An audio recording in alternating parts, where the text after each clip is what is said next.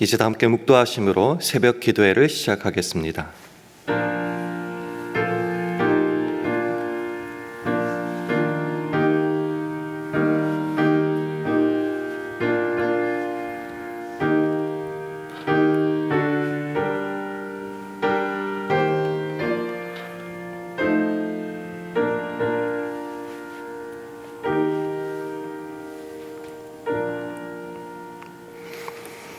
게으른 자여 개미에게로 가서 그 하는 것을 보고 지혜를 얻으라.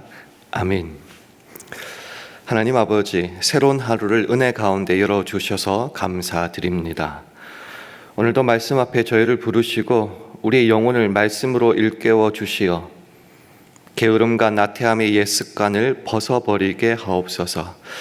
이 하루가 주님의 부르심에 응답하는 귀한 사명의 날이 되게 하셔서 맡겨진 자리에서 충성되어 일하게 하시며 작은 섬김에서도 주의 영광을 드러내는 신실한 일꾼으로 세워 주시옵소서. 예수님 이름으로 기도합니다. 아멘. 우리 다 함께 찬송가 355장 부르시겠습니다.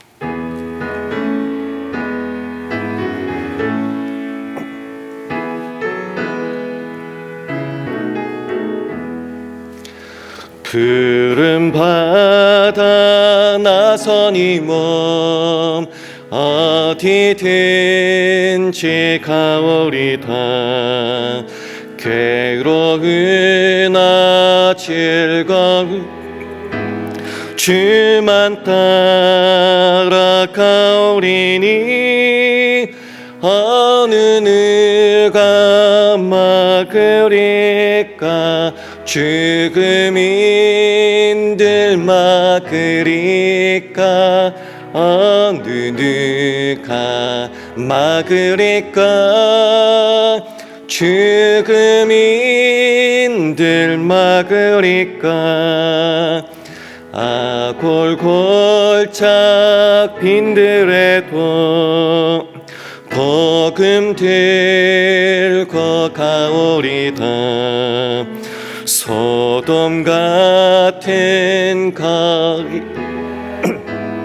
사랑 안고 찾아가서 정의 몸에 지닌 것도 아낌없이 드리리다. 정의 몸에 지닌 것도 아낌없이 드리리라. 전기 영광 모든 권세 주님 홀로 받으소서. 멸시천대 십자가는 제가 지고 가오리다. 이름 없이 빛도 없이 감사하며 섬기리다. 이름 없이 빛도 없이 감사하며 섬기리다.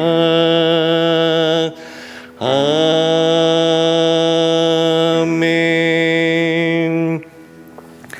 하나님 말씀은 데살로니가 후서 3장 10절에서 12절 말씀입니다.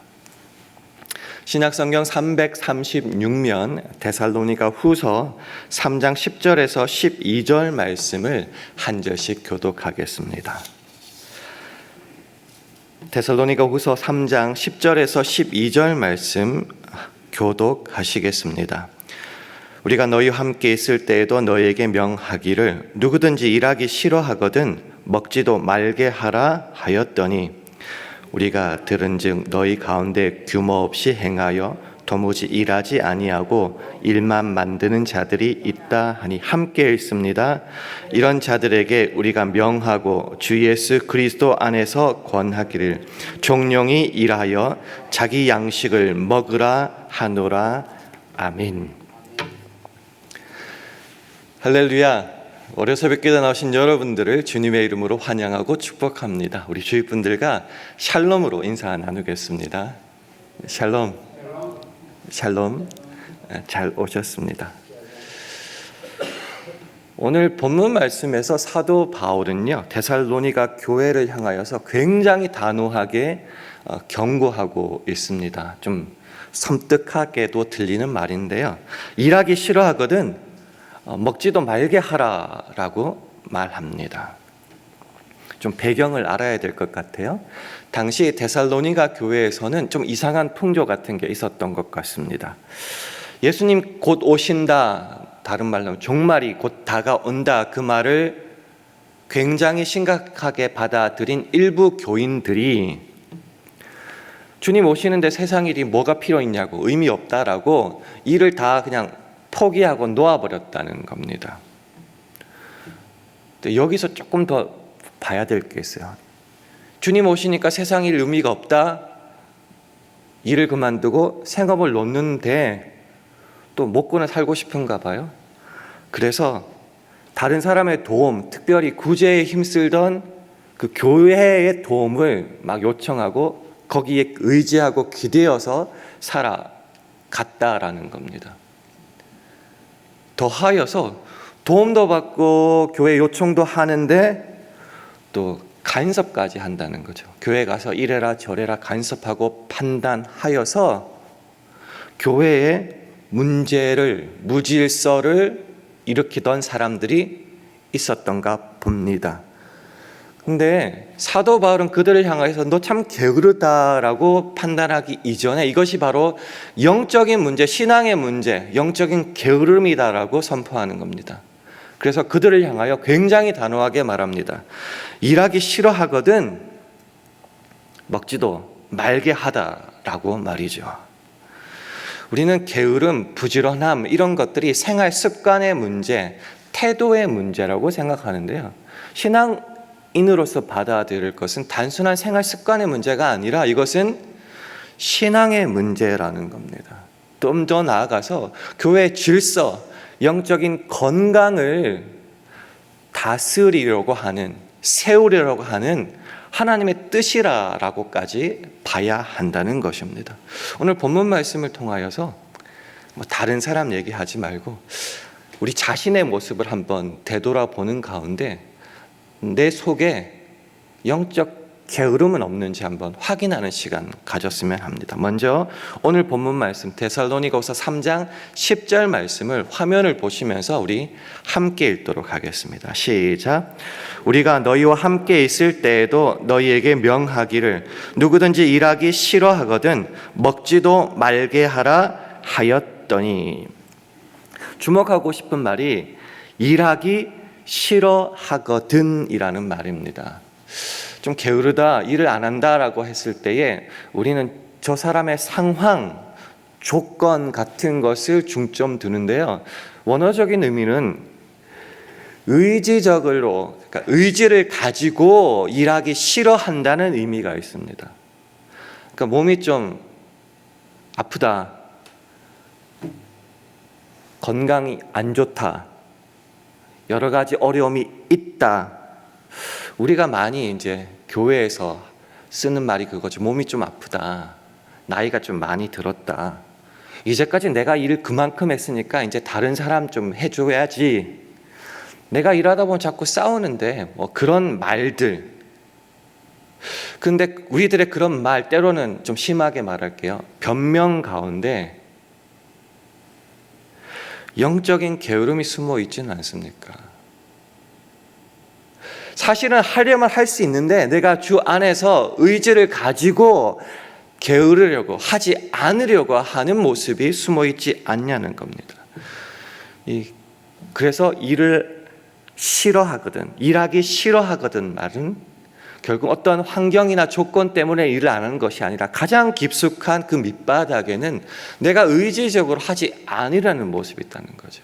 내가 하나님을 사랑해요, 하나님을 믿고 구해요, 여러 가지 은혜를 받았어요. 그럼에도 불구하고 은혜 받는 거는 좋은데 내가 주 안에서 신앙적 책임을 지는 것은 의지적으로 거부한다는 거죠. 그래서 은혜를 받은 자가 은혜 받은 사람의 합당한 모습으로 일하지 않는, 좀 세게 말하겠습니다, 영적 불순종, 그것이 바로 게으름이다라는 겁니다. 그래서 은혜 받은 자가 은혜에 합당하지 않게 살아가는 것, 이것도 의지라고 봅니다. 그렇게 의지를 가지고 주 앞에 책임을 다하지 않는 모습은 바로 불순종의 문제라는 거죠. 그래서 그런 사람들을 향하여서 뭐라고 말하느냐고 하면은 먹지도 말게 하라라고 말합니다. 먹을 거 주지 마, 굳이 하지 마. 그 정도보다 조금 더 신앙적으로 깊이 한번 봤으면 좋겠습니다. 공동체의 질서가 있고 교회의 질서가 있고 하나님의 뜻이 있죠. 그것을 제대로 실천하지 않고 자꾸 어기려고 하는 자, 질서를 깨뜨리려고 하는 자에 대한 영적인 징계를 말하는 겁니다. 주 안에서 교제, 성도 간의 교제, 하나님의 은혜를 받음, 근데 거기에 은혜만 받고 책임을 지지 않으려고 할 때는 그 교제의 특권을 누릴 자격이 없다라고 말해요. 이거 얼마나 무서운 말입니까? 단순히 뭐 교회에 돈이 없다, 쟤 싫어, 그 정도가 아니라 하나님 교제하는 그 안에서의 그 특권을 누릴 자는 누구인가? 은혜 합당한 자의 삶을 살아가는 자라는 겁니다. 그래서 우리는 이 말씀을 좀 이렇게 심각하게 받아들였으면 좋겠습니다. 우린 자꾸 게으름을 습관의 문제, 태도의 문제라고 보는데요. 오늘은 거기에 초점이 아니라 신앙의 문제로 자꾸 보고 싶다는 거죠. 조금 더 나아가 볼게요. 그 다음 11절 말씀도 화면을 통해서 함께 읽어보겠습니다. 시작. 우리가 들은즉 너희 가운데 규모 없이 행하여 도무지 일하지 아니하고 일만 만드는 자들이 있다 하니. 규모 없이 일한다. 우리가 가진 개역 한글 말고 개역 개정에 보면 이걸 게으르게 행한다라고 번역하고 있습니다.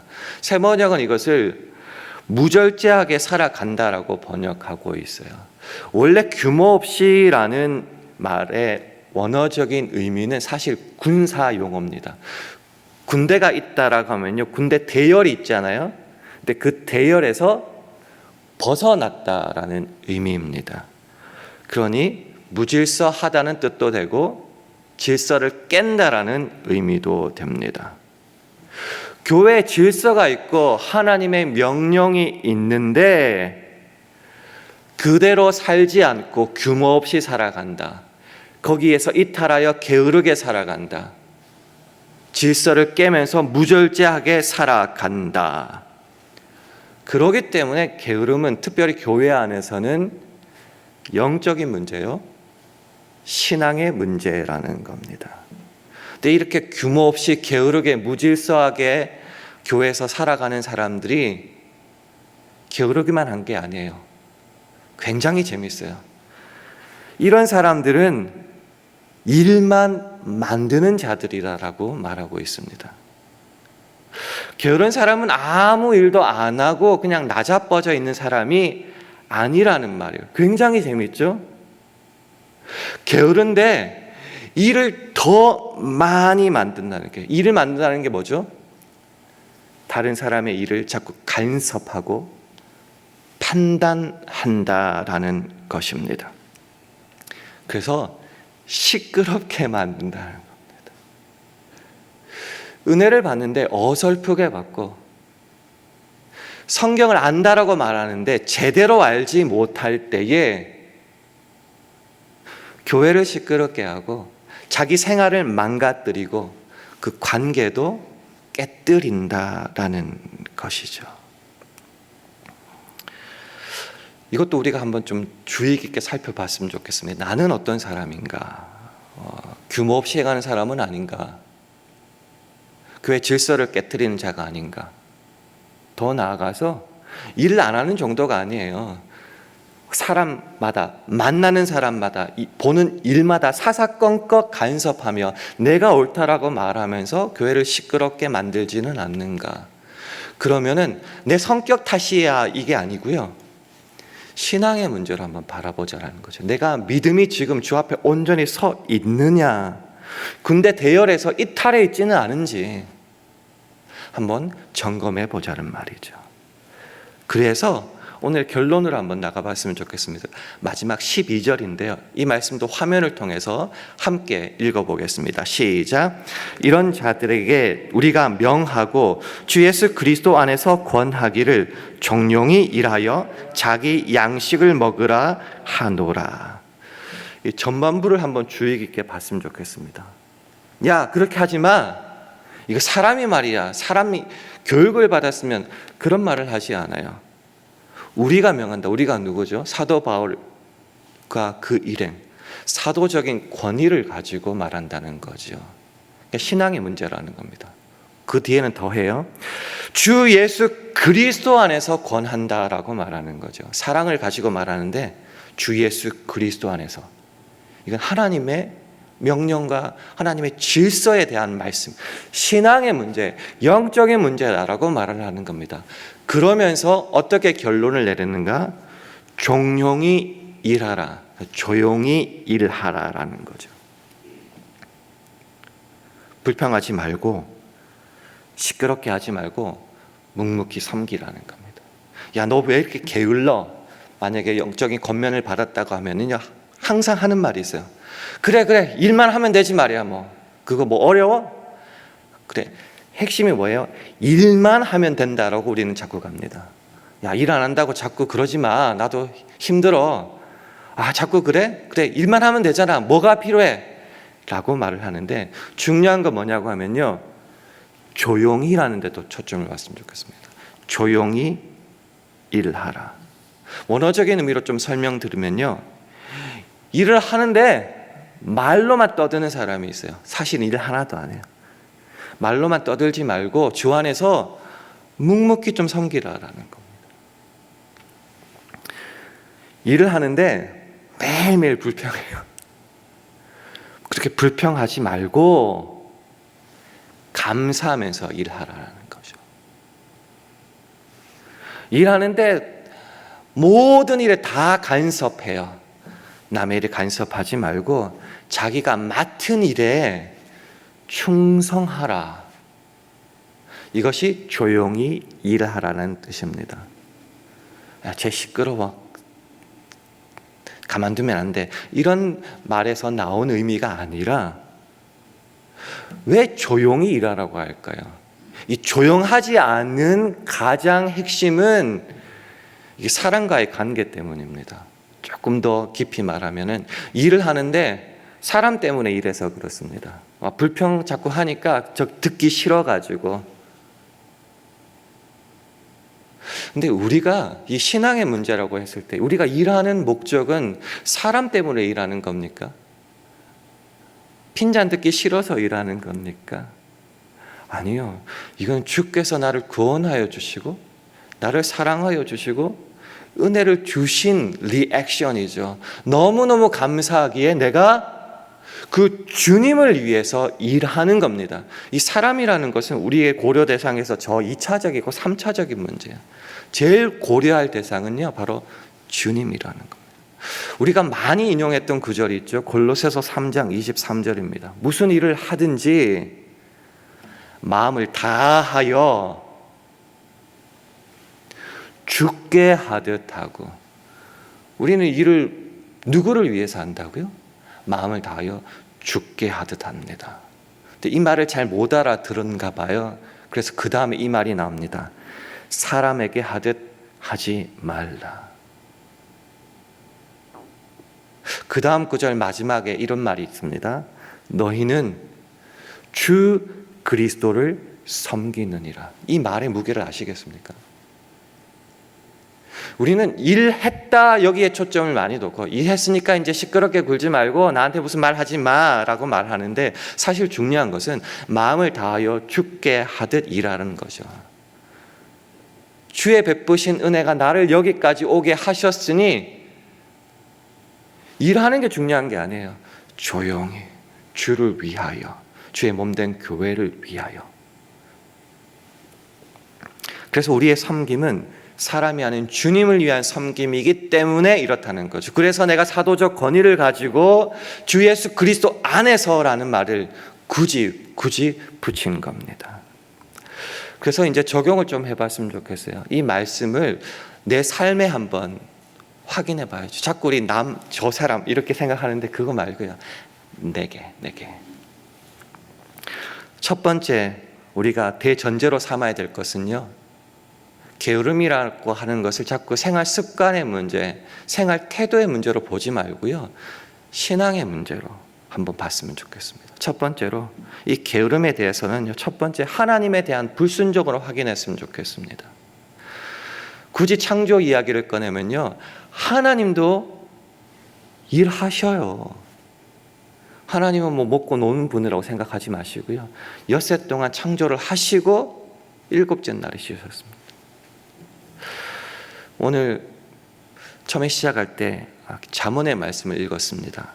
게으른 자여 개미에게로 가서 그 하는 것을 보고 지혜를 얻으라. 생활의 문제, 지혜를 얻는 문제로 생각하지 말고요, 창조에 대한 문제, 하나님에 대한 그 문제를 한번 봤으면 좋겠습니다.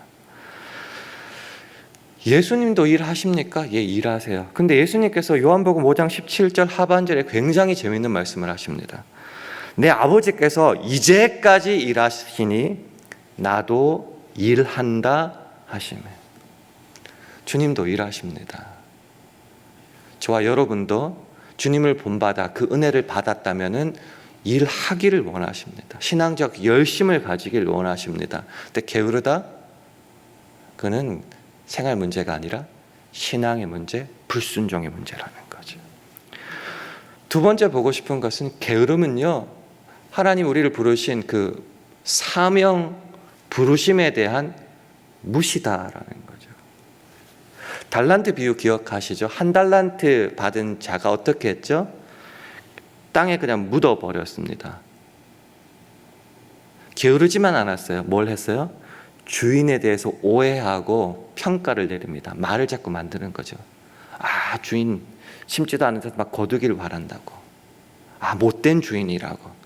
마찬가지죠. 영적으로 게으르면요, 일만 안 하는 게 아니에요. 문제를 만들고 시끄럽게 만들어요. 게으름이라는 것은 하나님께서 우리에게 주신 그 사명, 소명이라는 것이 있는데 그것을 방치해 버린다.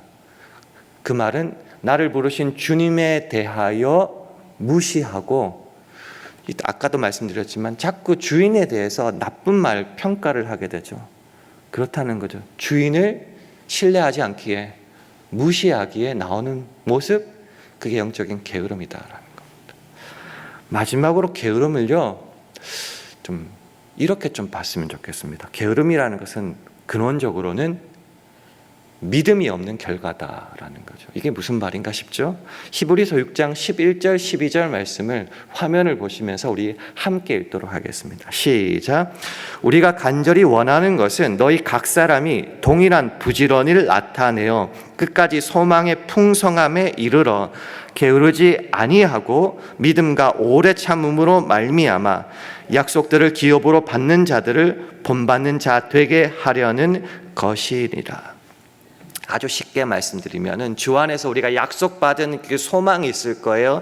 그것을 기업으로 받기 위해서는 게으르지 말아야 된다는 겁니다. 게으르다는 말은 그런 의미에서 믿음과 소망이 식었다, 없다라고 말하기 좀 그렇죠. 식어버렸다라는 겁니다. 영적으로 굉장히 무기력하게 되었다. 말씀에 대한 약속 이제 못 믿는 거죠. 믿기는 믿는데 제대로 확실히 못 믿는다는 거죠. 그러니까 영적으로 어떻게 되죠? 안 믿는 건 아닌데 굉장히 무기력하다라는 겁니다. 내가 이거 해서 뭐 해? 하기도 싫고 해도 안 주던데 뭐 이렇게 되는 거죠. 그래서 마지막 결론이 이거였으면 좋겠습니다. 우리의 영적 게으름이 있다면 그것은 바로 믿음 없음의 결과다라는 겁니다. 자꾸 반복하는 얘기를 한 번만 더 하고 마무리하겠습니다. 게으름이다라고 하는 것은 몸이 피곤해서거나 성격 탓이거나 생활 습관 탓으로 돌리지 않았으면 합니다. 신앙 안에서의 이 게으름의 문제는 바로 영혼에 병이 들었다, 영적으로 문제가 있다라고 좀 받아들였으면 좋겠습니다. 왜요? 사실은 그분들도 예전에는 정말 누구보다 더 열심히 일했었거든요. 내 돈 아깝지 않았고 남들이 뭐라고 하든지 나는 묵묵히 그 자리에서 정말 최선을 다했다고요. 근데 지금은 안 한다? 그것은 죄송합니다. 이렇게 너무 단순하게 결론을 내려서 영적으로 굉장히 무기력해졌다, 때로 영적으로 병이 들었다, 하나님 관계에서의 뭔가 문제가 생겼다. 그럴 때는 어떻게 해야 되죠? 왜 사도 바울이 이렇게 강하게 경고하고 있습니까? 다른 말로 돌리면은 애정을 가지고 있는 거고요. 그러니 너가 고침을 받으려면은 이 말씀 앞에 제대로 서지 않으면 안 된다라는 말씀입니다. 그렇기 때문에 주의 말씀으로 고침을 받아야 되는 거죠. 뭐라고 말하죠? 종용이, 즉 조용히 일하여 자기 양식을 먹으라. 자기가 수고하여 얻어낸 그 결과물로 생활하라라는 겁니다.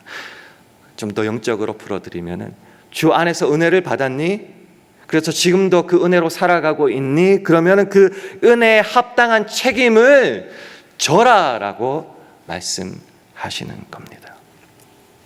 우리는 우리의 영적인 게으름을 정당화하고 합리화시키는 수만 가지의 변명들을 이미 가지고 있습니다. 그런데요, 그 변명과 정당화와 합리화가 여러분의 신앙을 살리던가요? 오히려 여러분의 삶을 무기력하게 만들고 하나님과의 관계에서 점점 멀어지고 있지는 않는가요? 주님과의 관계를 새롭게 했으면 좋겠습니다. 그 말씀 앞에 자신을 돌아봤으면 합니다. 그리고 조용히 일할 수 있기를 축원합니다. 조용히, 묵묵히, 성실히, 그것이야말로 은혜 받은 자의 책임에 합당한 모습이다라는 것이죠. 그런 신앙을 회복할 때에 굳이 교회뿐만이 아니라 내 개인적인 삶, 우리의 가정, 우리의 일터가 다시 회복되고 살아날 것입니다. 그럴 때 주님의 칭찬이 있죠. 착하고 충성된 종아. 그 주님의 칭찬에 합당한 삶을 살아가는 저와 여러분, 그리고 오늘 하루 되기를 주님의 이름으로 축원합니다. 기도하겠습니다. 함심하여 기도할 때 주님, 게으름의 영을 끊어내고 충성의 영으로 새로워지는 우리 모두 되게 해달라고 기도해 주시기 바랍니다.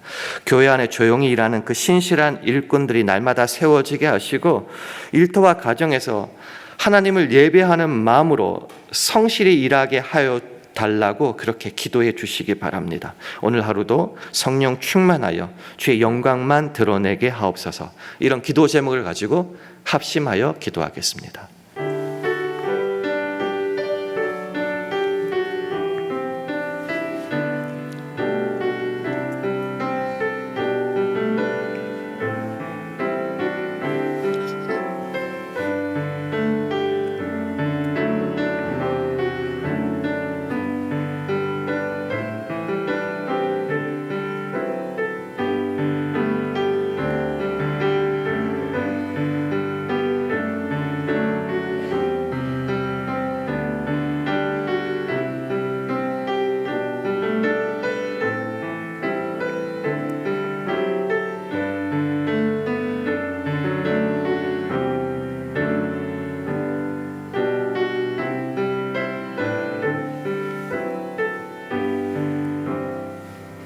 하나님 아버지, 오늘 말씀 앞에 나 자신을 돌아보게 하시고, 그래서 게으름을 버리고 조용히 일하는 신앙을 회복하게 하옵소서.